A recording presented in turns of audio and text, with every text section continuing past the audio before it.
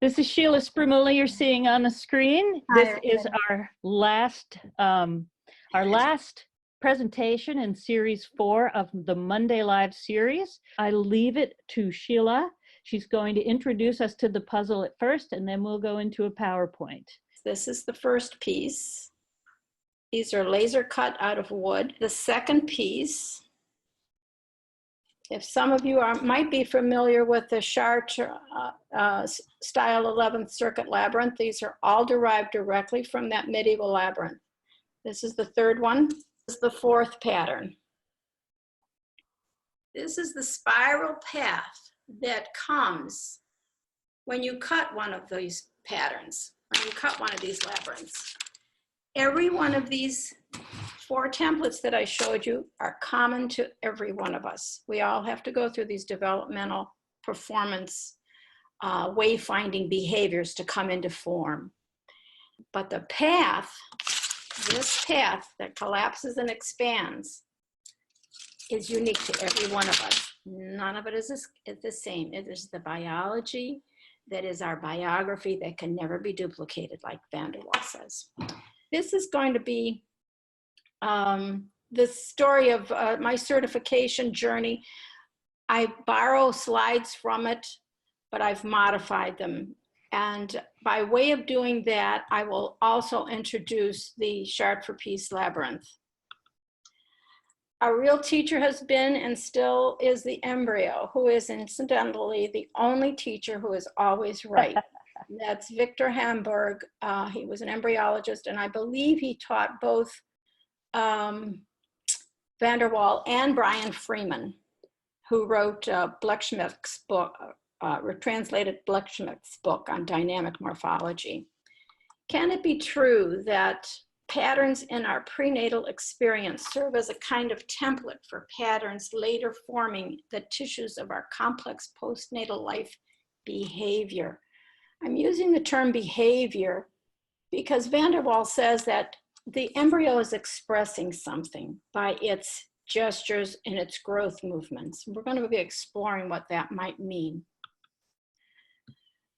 This is a picture of my 2-year-old grandchild last Mother's Day. He took the labyrinth piece, because they're in pocket-sized version also. And you can see by his face that he's looking at it. And being a pre and perinatal psychology educator, I cannot know what I know, and yet I still try not to project on what's going on to people, because it's very difficult, especially staying in my lane as a pre and perinatal educator, to say this is causal to that. When we visualize symbols, they can have profound transformative effects because they connect us with regions of our being which are completely unavailable to our analytical mind. So this baby looks like he's analyzing something, but the symbols are also train us to understand directly a deeper kind of understanding, which awakens intuition and that precognitive level of consciousness that I believe is prenatal. A symbol can be a true reservoir of revelation. So this is the back of that panel that I showed you, the container, and you can see the 4 patterns here: conception, implantation, cardiogenesis, and embodiment.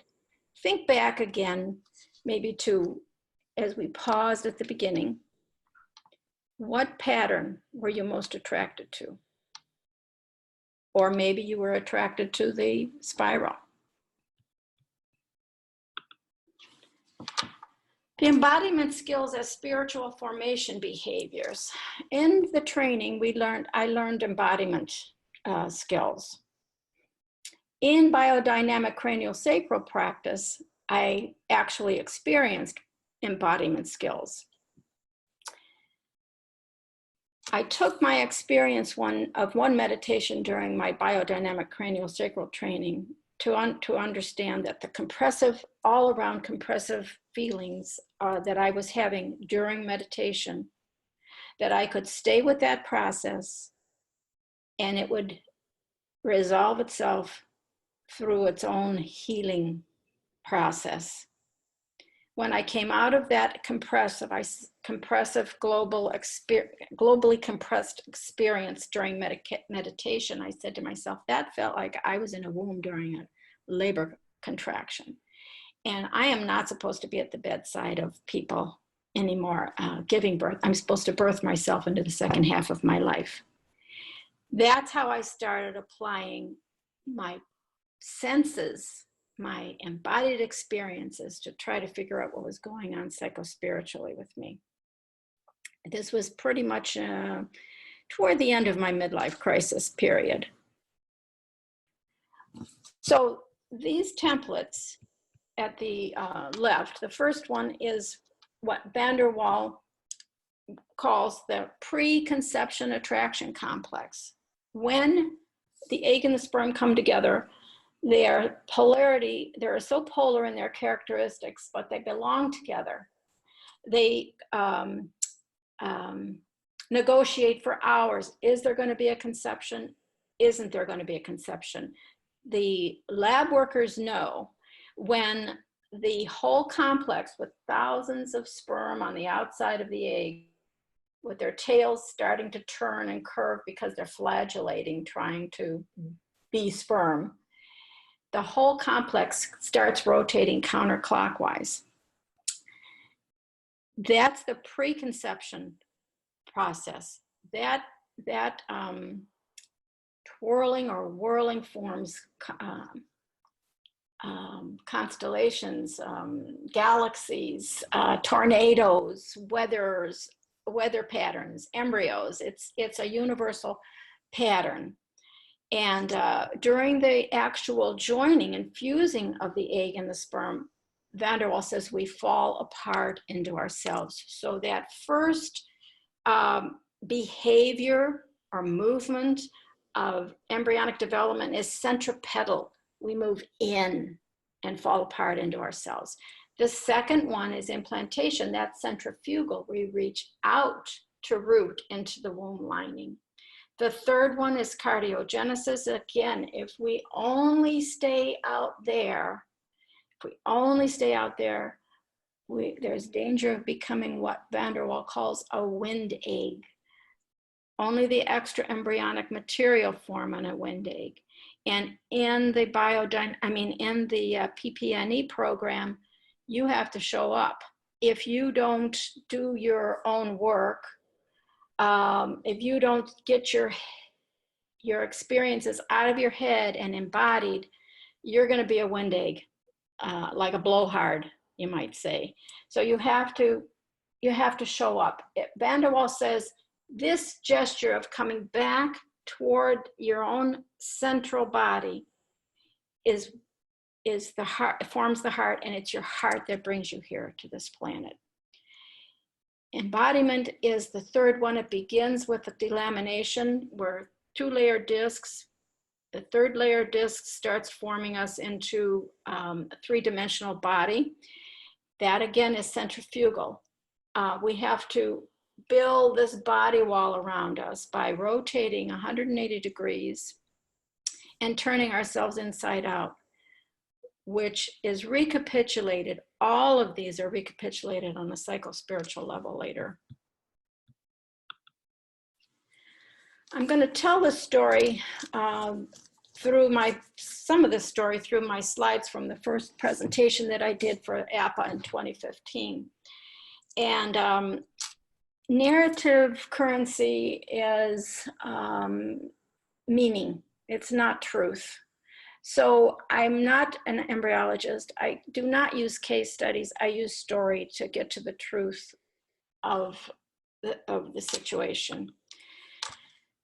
I'm using this particular image, which is an old model, cast model from Life that they had in the childbirth education old folders in the 60s, for example. And if you look at the outer circle, you can see layers of the muscular parts of the womb. For me, that meant, or that suggested in my artist's mind, labyrinth, the concentric circles of a labyrinth. That's what started me thinking that the prenate is doing a sort of like a prenatal pilgrimage into this world. And of course, you can see the cord there too. There's the Theseus in the myth of the labyrinth was given a thread by Ariadne to lead him in and back out of the labyrinth safely. And of course, the vaginal, the cervical opening here that is not defined is the entrance. So again, we're going to be talking about material that gets to the truth. It may not be our own story, but it may be activating. So at any point, you can pause in this journey. And again, as we enter, take a pause. Are you with me? Okay.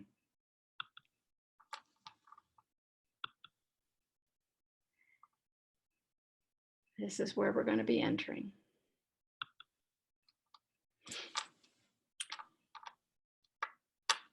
My end journey, this image is from last month. I was in France. I was actually standing in the Chartres Cathedral. If you can see where I'm standing, right in the center where those 6 petals are around, how far it is to this arrow up at the top of that image on the left. What I'm trying to look at is in the center, at the very top of the lancet window above the high altar. I wanted to see if it was possible for the pilgrims at that time to be able to see this image, which is in black and white on the right as a detail. But it is called the Seat of Wisdom, one of many seats of wisdom in the church, in the cathedral.